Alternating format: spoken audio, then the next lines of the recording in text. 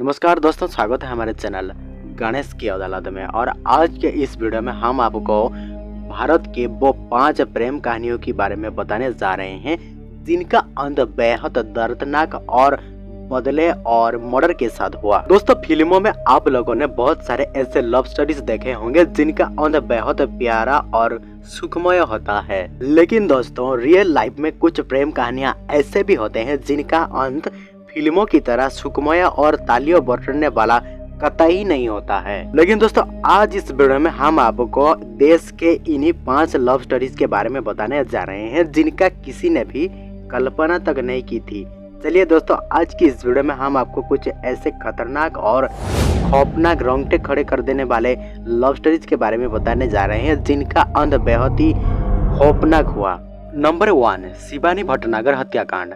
दोस्तों, बात है साल 1969 की। इस प्रेम कहानी का अंत बेहद खतरनाक और खौफनाक तरीके से हुआ था। दोस्तों, यह कहानी है तेज तर्रार पत्रकार शिवानी भटनागर की। कहा जाता है कि शिवानी भटनागर उस वक्त हरियाणा में आईपीएस अधिकारी आर.के. शर्मा के बीच संबंध में काफी नजदीकी थी। कहा जाता है कि शिवानी के मौत 23 जनवरी को शिवानी भटनागर की पूर्व दिल्ली स्थित निवास पर उनके हत्या कर दी गई थी। दोस्तों, कहा जाता है कि आर.के. शर्मा के ऊपर शिवानी ने शादी का दबाव बनाया था और कहा था कि अगर वो उनसे शादी नहीं करेंगे तो उनके साथ उनका संबंध को पूरे सार्वजनिक कर देंगे, जिसके बाद आईपीएस आर.के. शर्मा के इशारे पर ही शिवानी भटनागर को मौत के घाट उतार दिया गया था। और आगे इस मामले में पुलिस ने आईपीएस आर.के. शर्मा को गिरफ्तार भी किया था। इस मामले में जुड़े रविकांत शर्मा, सत्यप्रकाश और प्रदीप शर्मा को भी कोर्ट ने उम्र कैद की सजा सुनाई थी। लेकिन बाद में अक्टूबर 2011 में रविकांत और अन्य 2 लोगों को सबूत न मिलने के कारण कोर्ट ने बाइज्जत रिहा कर दिया था।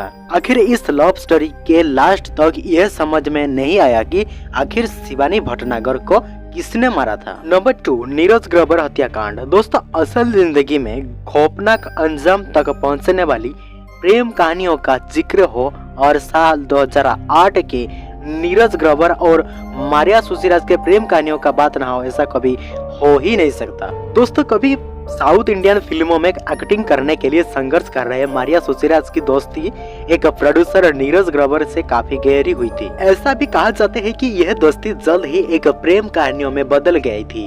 हालांकि शायद ही इन दोनों ने यह कभी सोचा भी नहीं होगा कि इनका प्रेम कहानियों का अंजाम बहुत ही खौफनाक और खतरनाक हो जाएगा। दोस्तों, 7 मई 2008 को मुंबई के मलाड स्थित मारिया के अपार्टमेंट में नीरज ग्रोवर की बहुत ही बेरहम तरीके से हत्या कर दी गई थी। कहा जाता है कि मई 7 तारीख को अपार्टमेंट में नीरज और मारिया दोनों ही एक साथ थे। दोस्तों, 7 मई की पहली सुबह जब मारिया के होने वाला हस्बैंड मैथ्यू जराम यहाँ पहुँचा और नीरज को मारिया के बेडरूम में सोया हुआ देखा तो मैथ्यू ने गुस्से में लाल हो गया और उसी समय ही नीरज का हत्या कर दिया। नीरज की हत्या करने के बाद मैथ्यू और मारिया दोनों मिलकर नीरज के लाश को 300 टुकड़ों में काट दिया और एक सुनसान जंगल में जाकर दफना दिया।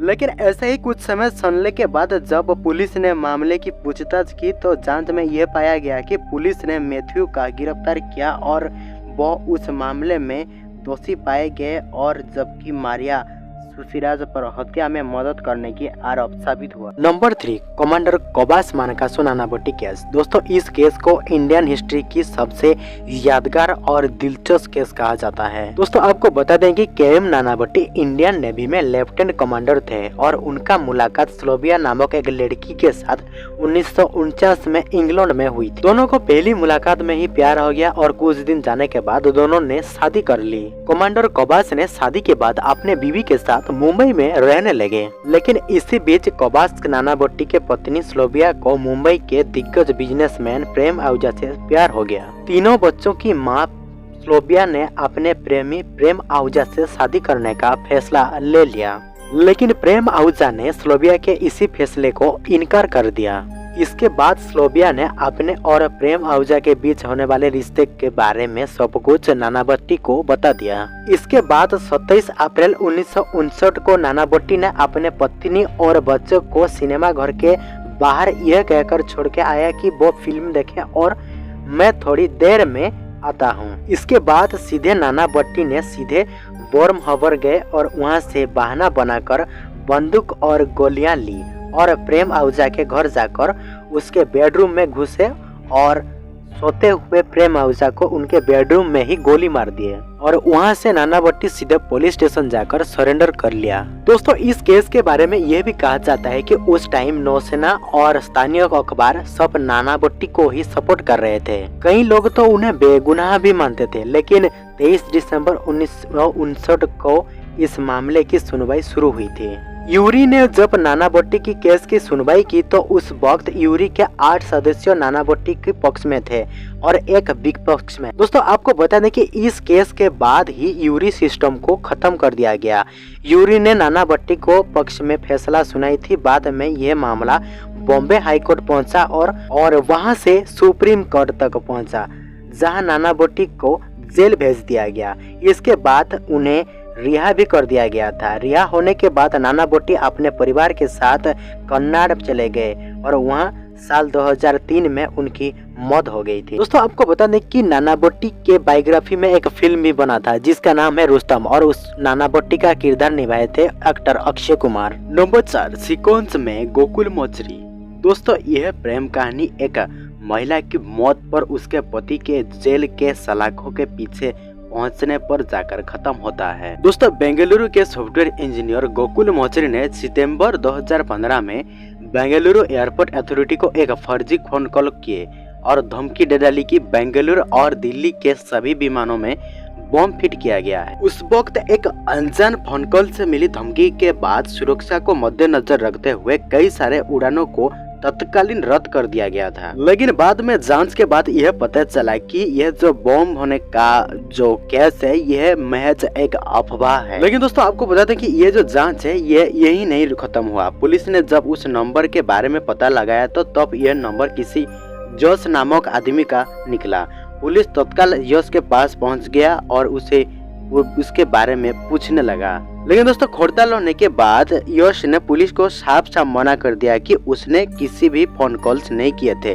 लेकिन जब इन्वेस्टिगेशन आगे बढ़ा और खुलासा हुआ कि यश के जिगरी दोस्त गोकुल मोचरी ने यश को फोन फंसाने के लिए यह phone call Bengaluru airport authority को किया था। दरअसल इस साजिश के पीछे एक लव ट्रायंगल था। दरअसल गोकुल यश के वाइफ को बहुत पसंद करता था और उसे अपने मन ही मन में प्यार करने लगा था। दोस्तों, आपको बताने कि गोकुल मोचरी का यह प्लान था कि वो यश को कई सारे मामलों में जेल भेज दे और यश के पत्नी को हमदर्दी दिखाकर उनसे शादी कर ले। दोस्तों, गोकुल मोचरी ने इस मामले में पकड़े जाने के बाद अभी तक एक और भयानक और खौफनाक सच का खुलासा होना बाकी था।